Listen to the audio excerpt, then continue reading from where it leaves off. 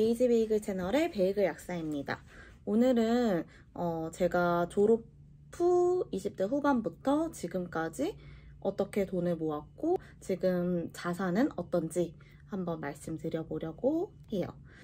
2019년 2월에 약학과를 졸업했고요. 지금은 4년차 약사입니다.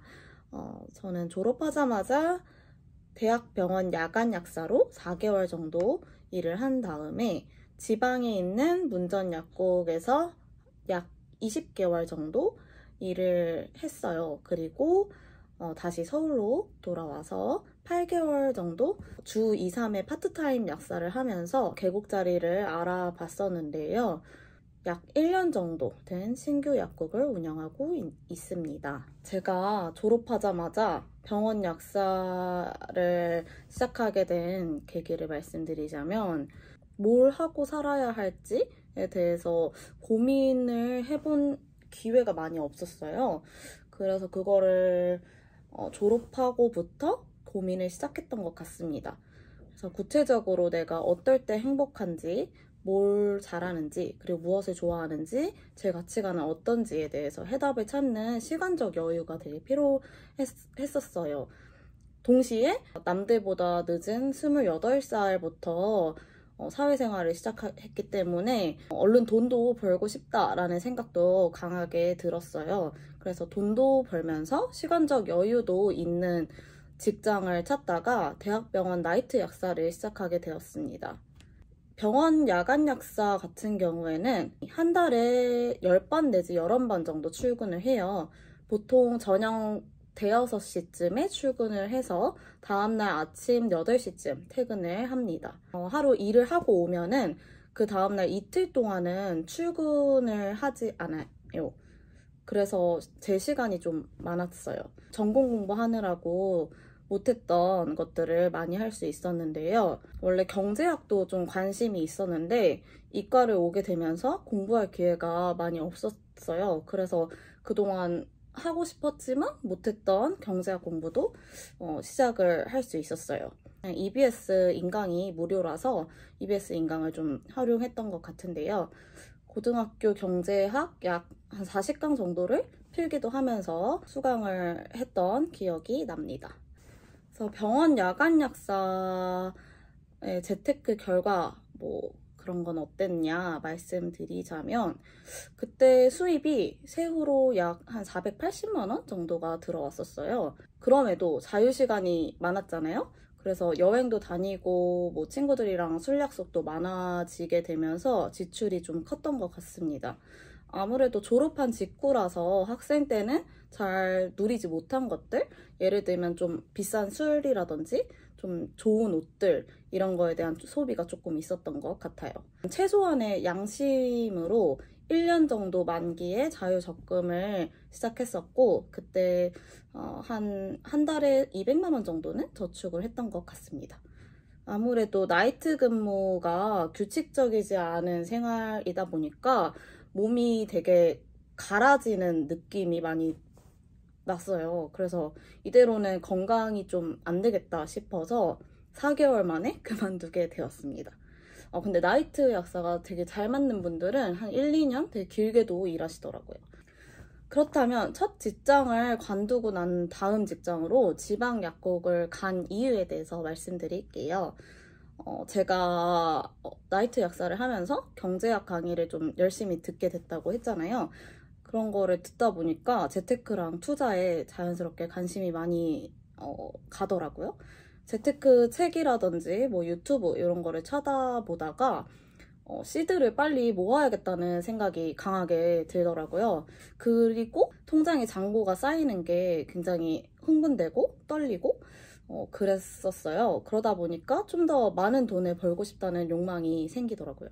그리고 저도 자취를 해보고 싶다는 생각도 크게 들었어요. 왜냐면은 제가 초중고 다 당연히 집에서 다녔고 대학교도 좀 학교랑 멀기는 했지만 자취를 해본 적이 없거든요. 그래서 저만의 공간을 갖고 싶다는 욕망도 좀 있어서 그 두 가지, 돈을 많이 벌고 싶은 것과 자취의 로망, 이 두 가지를 모두 충족시키는 또 직장이 어떤 곳일까 생각을 하다가 지방 근무 자리를 알아보게 되었습니다. 지방 약국의 후기를 말씀드리자면 수입이 굉장히 셌어요. 그러니까 세후로 약 한 700만 원 정도가 들어왔었는데 시간적 여유도 굉장히 괜찮았어요. 근무 시간이 평일 9시부터 5시까지 근무였는데 퇴근하고도 시간적 여유가 꽤 많았어요.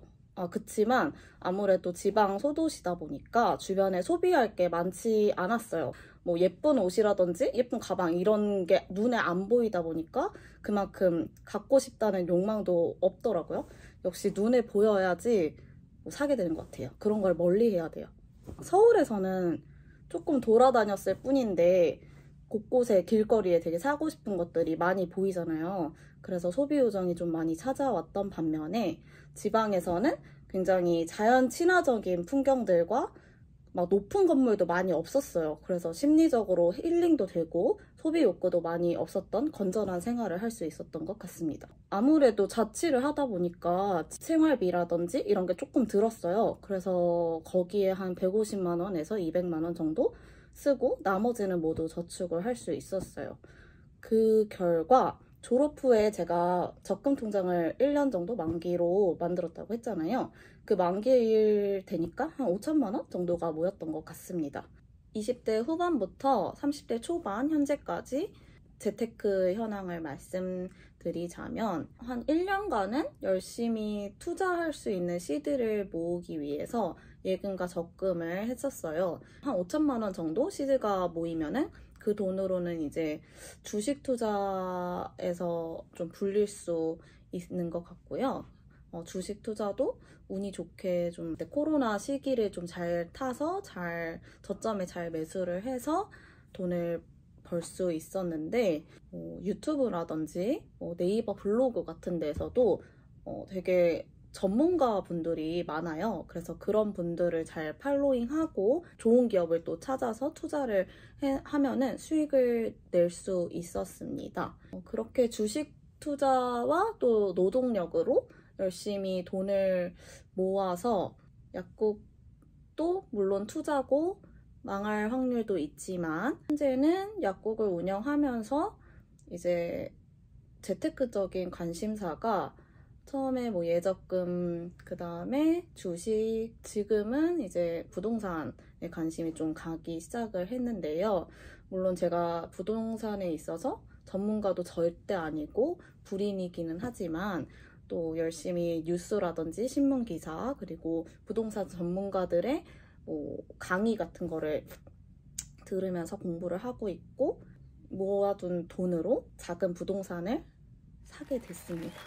앞으로도 다양한 부의 기회를 놓치지 않기 위해 열심히 노력하려 합니다.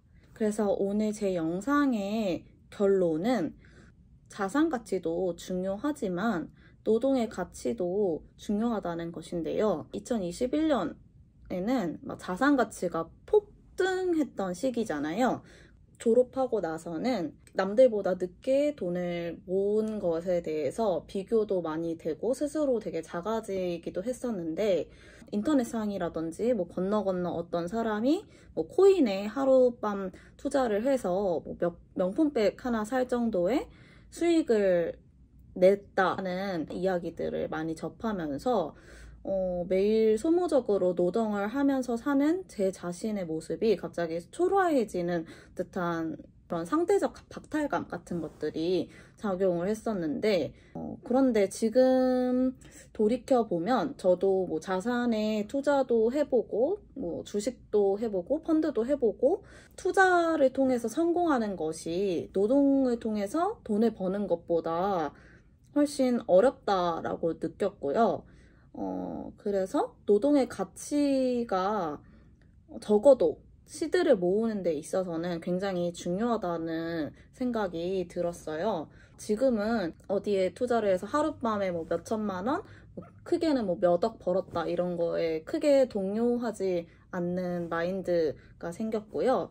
시드를 모아서 또 잘 투자를 하면 되는 것이고 그래서 크게 조급해하지 않고 남들이랑 비교하지 않고 지금처럼 열심히 일을 하고 노력하면서 자산을 불려나갈 계획을 갖고 있습니다. 이번 영상은 여기까지고요. 오늘도 끝까지 봐주셔서 정말 감사드립니다. 다음 영상에서 또 만나요. 안녕.